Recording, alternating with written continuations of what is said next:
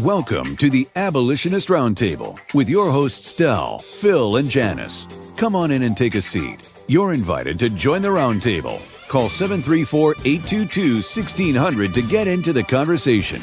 And now, your hosts, Del Marsh, Phil Stargell, and Janice Daniels.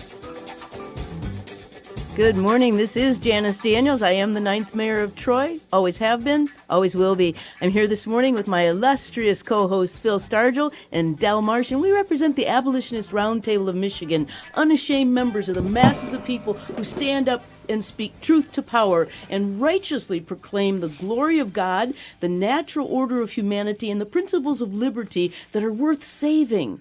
At least we're trying to uphold these principles of liberty, which is best defined as freedom with morality. That's Chris Ann Hall's definition. If you haven't seen Chris Ann Hall, I would really recommend that you go and see her. I guess she's going to be back in town in August, and you've got to listen to her presentations. She's a modern-day heroine.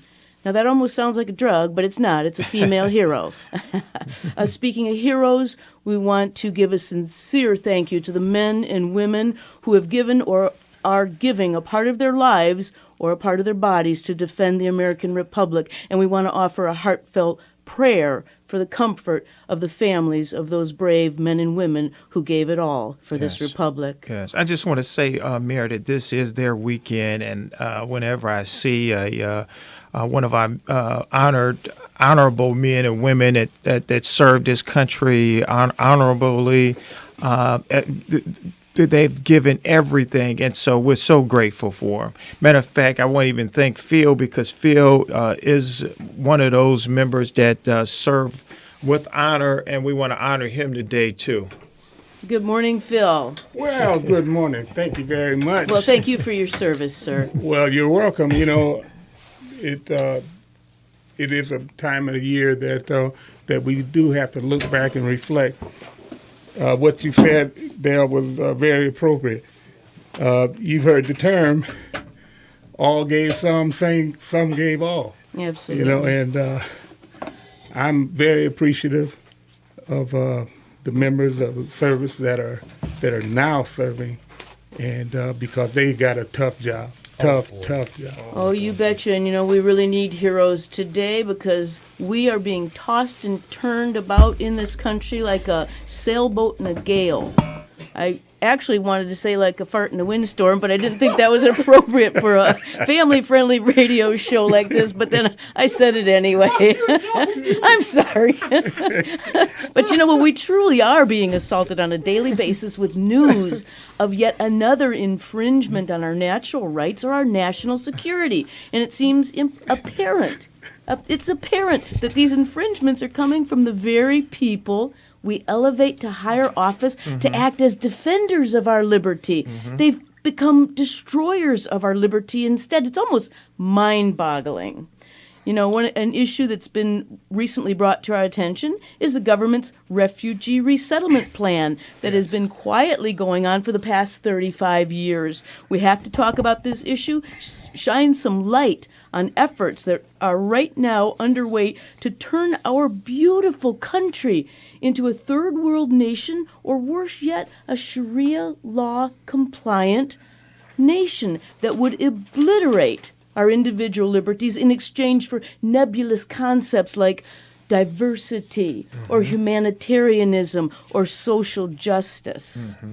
We've invited one of Michigan's premier new intellectuals, and I use that term from Ayn Rand's book of that same name, New Intellectuals, and what she tried to encourage with that book was that leaders come forth who want to protect the individual liberties and the great American concept and the glory of man, rather than supporting the wimps. That's right. That don't have any color. You know, they're like invisible, like Milt says, invisible people. So I wanted to ask Dick Manasseri to join us. He's been on the cutting edge of many of the national security issues. Dick, are you with us? Hello? Hello, Dick. I can't hardly hear you. Derek, our magical producer, is fixing the problem. Dick, are you there? I am here. Thank you. Magical. Yeah. Hey, Oh, Dick. What's up, my friend Dick? How you doing? Del Good to Marsh. talk to all of you, Phil and Del and Janice. And Memorial Day is a big deal, and I think it's a good topic for Memorial Day. Yes. yeah, I agree with you. You know, Dick, I wanted to start our interview with a clip from Ann Cochran. Derek, if you could play clip 1. It's been over 7 years since a church group from another state brought a couple hundred refugees to the rural county where I live. I wanted to know, how could they do this? What was the governmental process that allowed the resettlement of refugees to a county ill-prepared to assimilate them? Employment opportunities were scarce. The health department was not familiar with illnesses and mental health problems of people who came from parts of the third world. The school system was not prepared to teach large numbers of students who didn't speak English, and subsidized housing was scarce. I wanted to know who gave permission for what amounted to a dropping off of needy people in our county seat. You know, Dick, she just said that church groups brought a couple hundred refugees to her county seat that was ill-prepared to assimilate them. And she asked the question, who gave permission? Dick, can you address that question? Who gave permission? Who's behind this? Well, Ann Cochran is absolutely the person to learn all this from. So 2 months ago, I didn't know anything about this. But the answer to your question is the permission was given by the United Nations, who decides what refugees are going to go where. The State Department of the United States government takes that number and distributes it to 9 nonprofits. 6 of them are associated with religious organizations like the Lutheran Social Services or the Catholic Bishops' Conference. And then they distribute them to 350 subcontractors who put them in 190 cities in America. None of those 190 cities typically know they're coming. And so the answer is it's completely under the radar.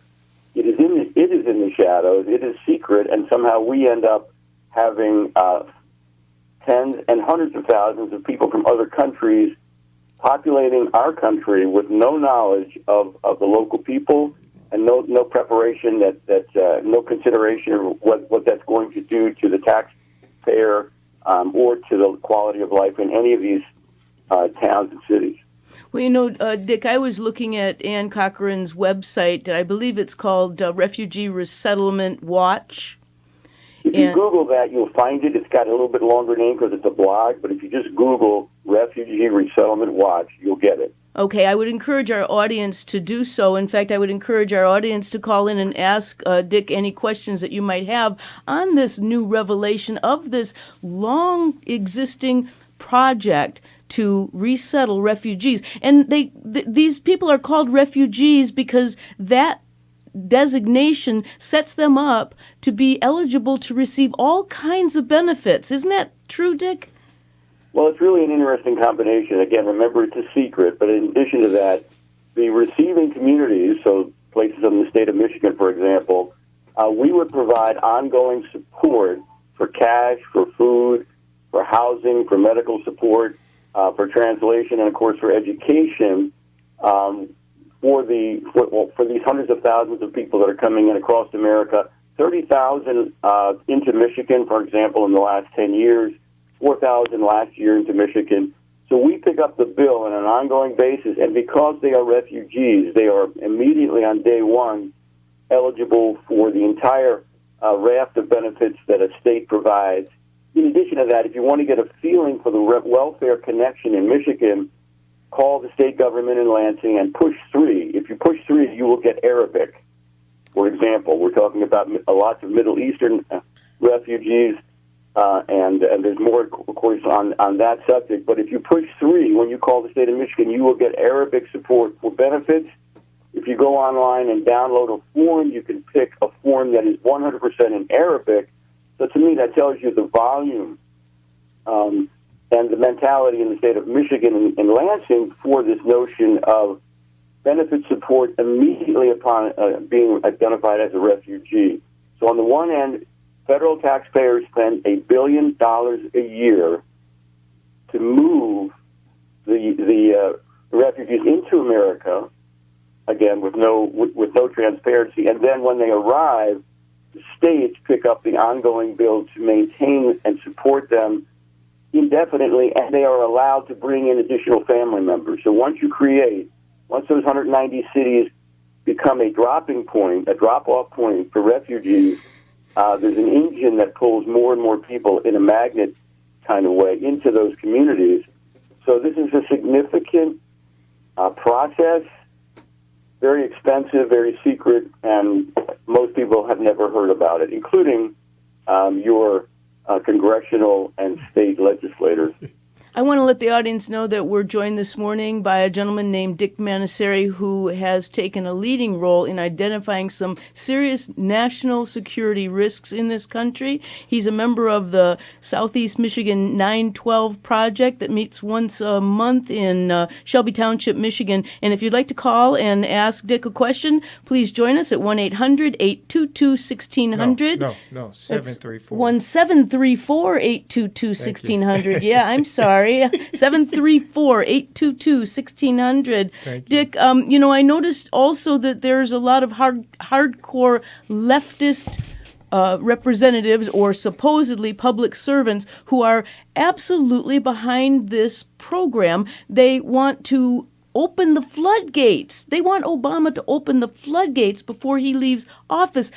Are these people nuts? Well, I think you've got a couple different motivations, and I think it's worth talking about that. On the grand scale of things, you do have, this original program was defined by Ted Kennedy and our friend Joe Biden 35 years ago. So it is a long-term approach to repopulate America with people from the third world. So it's an attempt. If you have a leftist mentality and you think America is really the problem in the world, and that we're an unjust nation, and you go all the way back to Columbus and the Indians, whatever your or if you're unfortunately if you're in education and you propagandize that. The point here is there are people on the left who definitely want to repopulate America from the third world, and that's a real alarm. Should be an alarm bell for the middle class, for the hardworking people in America, particularly in Michigan. On the other hand, you have, and let's just fast forward, under the Obama administration, with the leftists in power, the rate of migration has accelerated dramatically. So in the last 5 years, you've seen hundreds of thousands of people, many of them from the Middle East, many of them from Sharia-loving countries coming into America. But on the right, let's say the big business perspective, you absolutely have people, whether they're Republican or Democrat, who are Chamber of Commerce type people who have dramatically tried to push for cheaper labor.